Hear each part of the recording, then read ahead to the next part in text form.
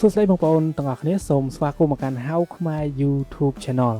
បាទចឹងយើងវិលត្រឡប់មកជួបគ្នាម្ដងទៀតហើយបងប្អូនជាមួយនឹងវីដេអូថ្មីក៏ដូចជាមកចែករំលែកនៅចំណេះដឹងបទពិសោធន៍ថ្មីផងដែរហើយវីដេអូនេះគឺជាវីដេអូទី2ហើយតពីវីដេអូមុនដែលខ្ញុំចែករំលែកអំពីកលឹះមុននឹងទិញ Facebook Page ហ្នឹងតើយើងគួរត្រួតពិនិត្យមើលអ្វីខ្លះបាទហើយសូមបញ្ជាក់បងប្អូនផងដែរគឺខ្ញុំអត់និយាយអំពី Page Blue Verify ទេគឺខ្ញុំនិយាយអំពី Page ធម្មតាប៉ុណ្ណោះហើយវីដេអូមុនខ្ញុំបានបង្ហាញបងប្អូនតាក់ទងទៅនឹងកលឹះមួយនៃការមើលប្រវត្តិ Page ហ្នឹងបាទអញ្ចឹងមុននឹងទិញ Facebook Page យើងត្រូវដឹងប្រវត្តិវាដែរថាតើវាបង្កើតតាំងពីឆ្នាំណាធ្លាប់ដូរឈ្មោះប្រមាណដងហើយធ្លាប់ច្បាច់បញ្ចូលគ្នាជាមួយ Page ផ្សេងហ្នឹងប្រមាណដងហើយអញ្ចឹងព័ត៌មានអស់ហ្នឹងយើងអាចរកបាននៅក្នុង Page Transparency អញ្ចឹងយើងចូលទៅ Page Transparency យើងនឹងឃើញនៅព័ត៌មានអស់ហ្នឹងបាទទោះយើងមិនមែនជា admin page ក៏ដោយក៏យើងអាចរកព័ត៌មានទាំងហ្នឹងបានដែរបាទ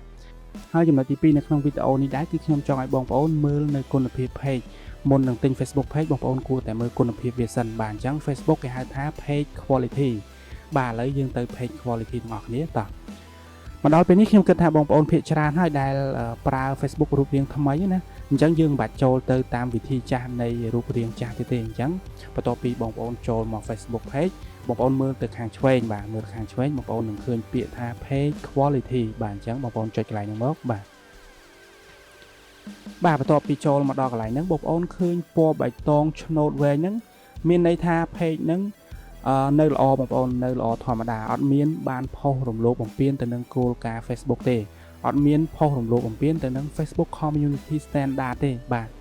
អញ្ចឹងបងប្អូនអាចទិញបានហើយបើសិនជាបងប្អូនចង់ទិញបងប្អូនសួរ admin page ដែលជាម្ចាស់ page ហ្នឹងទៅទាល់តែ admin page បានអាចមើលឃើញនៅចំណុចហ្នឹងហើយខ្ញុំគិតថា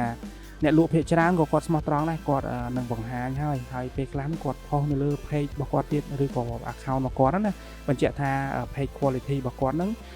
ល្អបាទគឺនៅពណ៌បៃតងអញ្ចឹងទៅបាទប៉ុន្តែខ្ញុំខ្លាចតែអ្នកលក់មួយចំនួនតូចតែប៉ុណ្ណោះបាទចំនួនតូចទេតែគាត់មិនស្មោះត្រង់អាចថាគាត់លាក់យើងកន្លែងហ្នឹងហើយទៅបាទជិះវៀង page មានបញ្ហាបងប្អូនគួរតែត្រួតពិនិត្យកន្លែងហ្នឹងឲ្យមែនតើបាទអញ្ចឹង page ប្រភេទហ្នឹងបងប្អូនអាចទិញបានតែបើសិនជាវាចេញពណ៌លឿងបែបនេះបើត្រួតពិនិត្យទៅឃើញពណ៌លឿងបែបនេះបងប្អូនមិនបាច់យកទេ page ហ្នឹងបានផុសខុសគោលការណ៍និងរំលោភបំពានទៅនឹង community standard ហើយបងប្អូនបាទអញ្ចឹងបងប្អូនមិនបាច់យកទេ page ប្រភេទហ្នឹងហើយមួយទៀតបើសិនជាឆែកទៅពណ៌ក្រហមបែបនេះបាទអាហ្នឹងកាន់ហានិភ័យខ្លាំងហើយបងប្អូនមិនបាច់យកទេបាទអញ្ចឹងអាចទិញយកមកមិនបានប្រហែលទេអាចនឹង Facebook បិទ page ប្រភេទហ្នឹងបាទអញ្ចឹងបងប្អូននឹងខាតប្រយោជន៍មែនតើបាទអញ្ចឹងតកតងទៅនឹងពណ៌ទាំង3ហ្នឹងបៃតងលឿងក្រហមហ្នឹងគឺវាពាក់ព័ន្ធទៅនឹង Facebook Community Standard បាទដែលជាច្បាប់របស់ Facebook ថាអ្វីគួរផុសអ្វីដែលមិនគួរផុសអញ្ចឹងបើយើងផុសខុសវានឹងមានបញ្ហាដល់ page ហើយបាទអញ្ចឹងយើងទៅស្វែងយល់តកតងទៅនឹង Facebook Community Standard នឹងបន្តិចតកតងទៅនឹង Page Quality បាទអញ្ចឹងយើងចុចកន្លែងហ្នឹងមកយើង Learn More យើងនឹងទៅកាន់ Facebook Community Standard បាទឥឡូវយើងមកដល់ហើយបងប្អូនអញ្ចឹងបងប្អូនគួរតែត្រួតពិនិត្យនិងអានលម្អិតបន្តិចទៅតកតងទៅនឹងចំណុចអស់ហ្នឹងណាជៀសវាងការដែលយើងផុសទៅខុសនឹងគោលការណ៍ Facebook ដាក់ពិន័យលើ page យើងនឹងឈានទៅដល់ការបិទ page យើងចោលបាទ